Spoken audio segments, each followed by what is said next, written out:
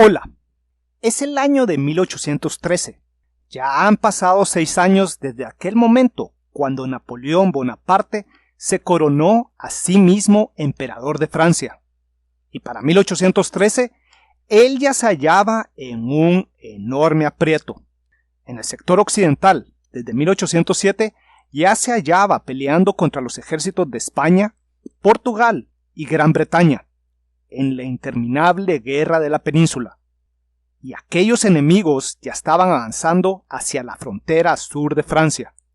Mientras que, en el frente oriental, en 1812, Napoleón se lanzó a invadir a Rusia, pero fue rotundamente derrotado y su ejército de 685,000 hombres casi aniquilado por completo. En enero de 1813, Napoleón retornó a Francia y en París, aquel realizó un análisis de la situación. Desde su punto de vista, la situación era compleja, pero no desesperada. Él creía que aún podía ganar la guerra y se lanzó a reconstruir a sus fuerzas armadas.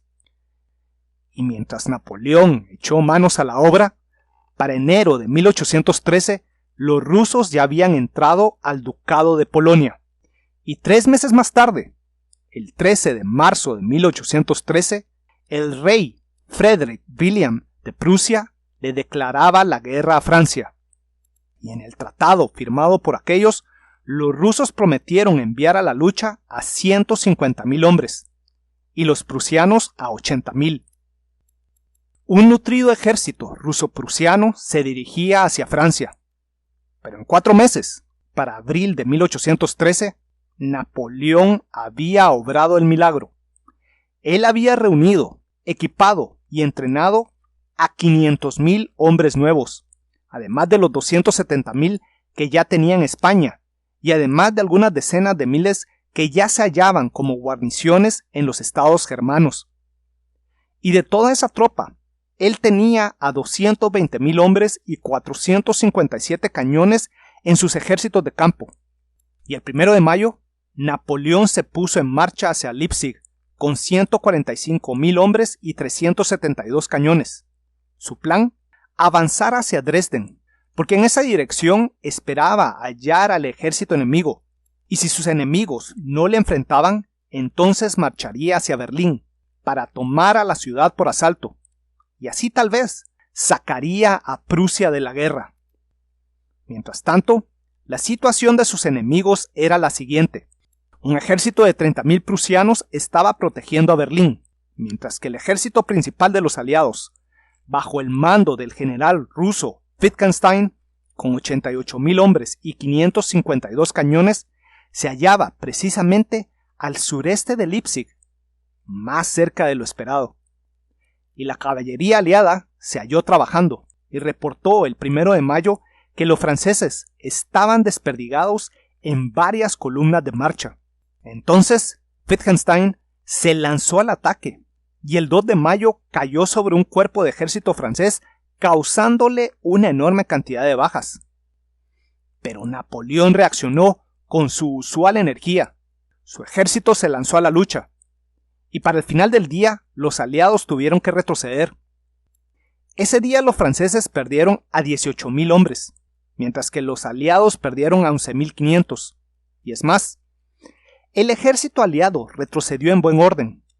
Napoleón no había alcanzado la victoria decisiva que estaba buscando. Por la siguiente semana, el avance francés continuó hacia el este, pero al no hallar al enemigo, Napoleón decidió dividir a su ejército. Al mariscal Ney le dio 84,000 hombres y este partió hacia Berlín, mientras que Napoleón continuó su marcha hacia Dresden. Pasaron los días, y al enterarse que el ejército enemigo estaba en Bautzen, el 17 de mayo Napoleón le ordenó a Ney retornar.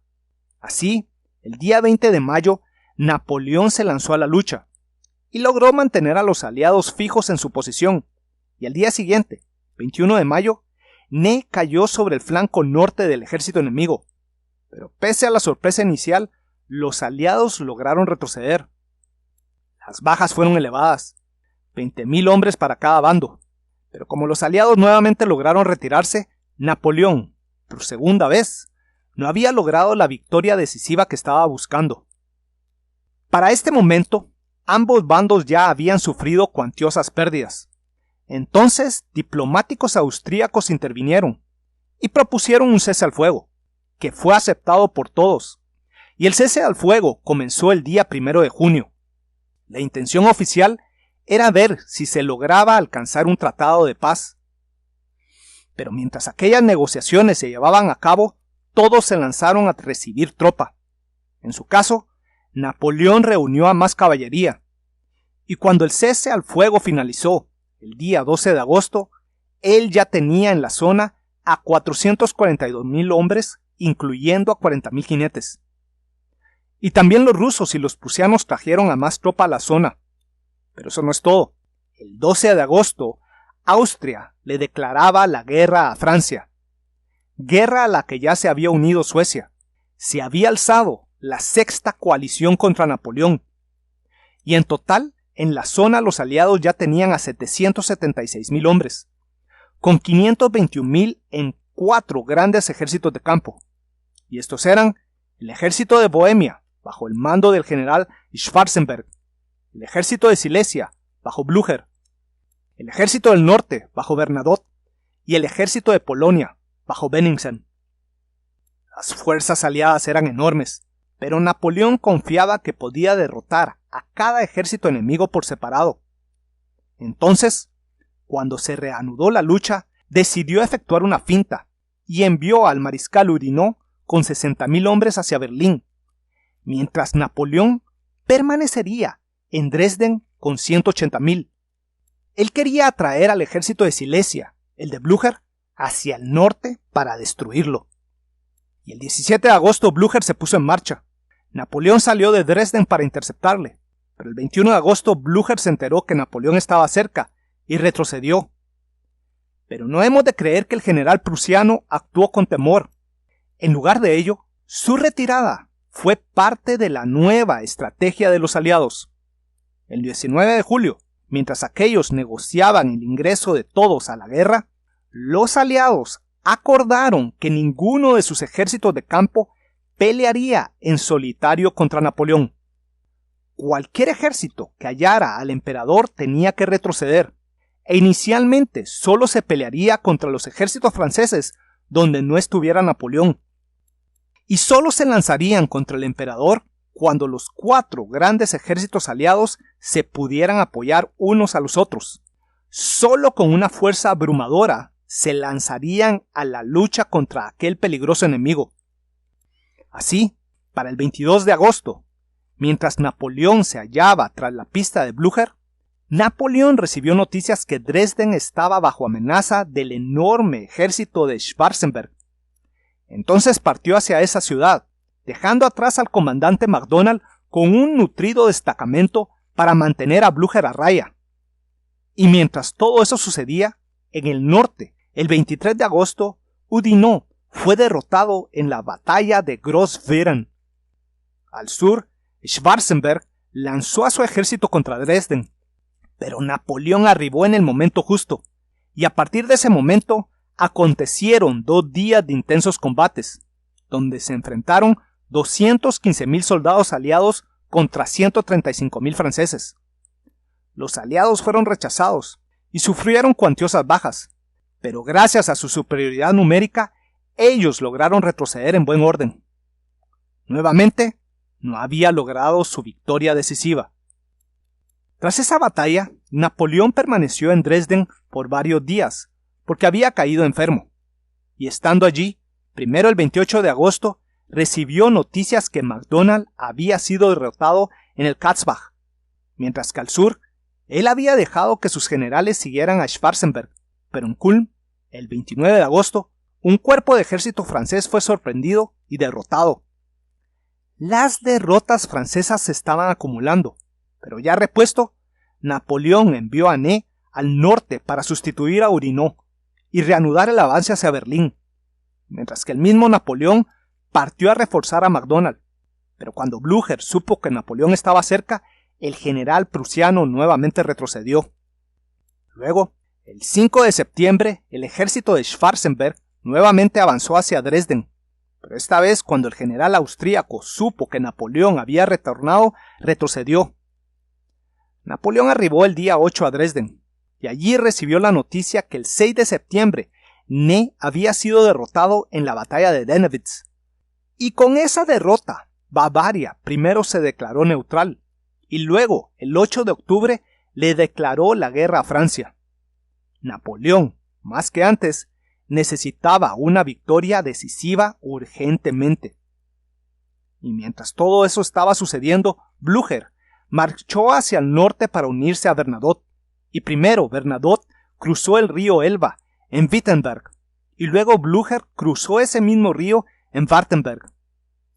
Entonces Napoleón decidió enfrentar a esa amenaza, y el 2 de octubre se puso en marcha, y para el día 8 ya tenía a 150.000 hombres en Wurzen, al este de Leipzig. Blücher estaba en Duven y Bernadotte en Dessau, pero cuando Napoleón avanzó hacia la posición de Blücher, aquel retrocedió. Napoleón estaba furioso.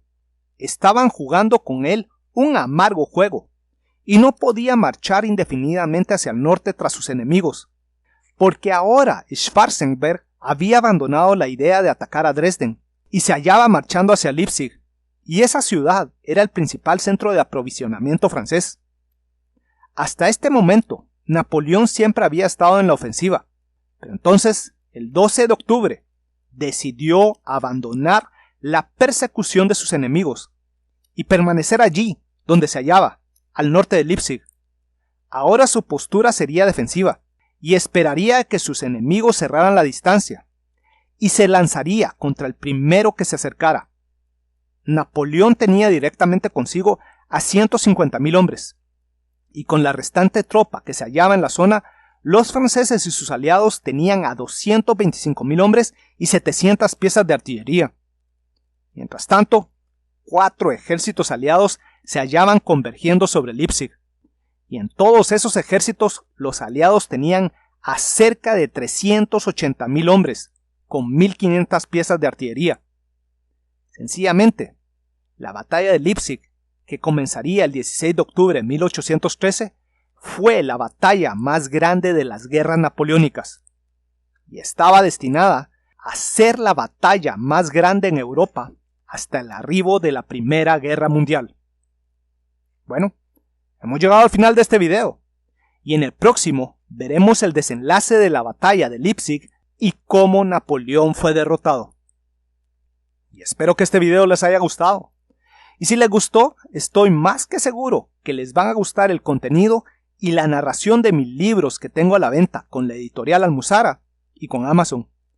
Y también, si desean, pueden apoyarme por medio de mi cuenta de Patreon.